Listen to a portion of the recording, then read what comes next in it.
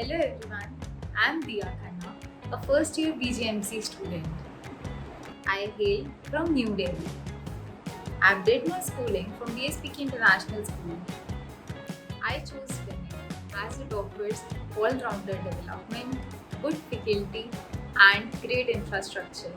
Since our college started in online mode, I was little perplexed that how will I manage things, as BJMC is a course which is 70% practical, but our faculty really helped us. They did not miss anything on us, and their practical experience was really amazing. Also, as a journalist student, we've had a newspaper editions online, which was a great practical experience. From writing our editions to making our own page and to publish them was really a thing, which our faculty really managed well, and they taught us really very amazing.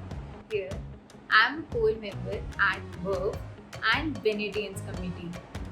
Working in these clubs and committees really enhances my teamwork spirit. I am intern at ISEC and college tips.in. Constant support and guidance from my peers and my professors is really helping me a lot in my internships. I am glad to have such good seniors and professors who are always there to help. Thank you so much.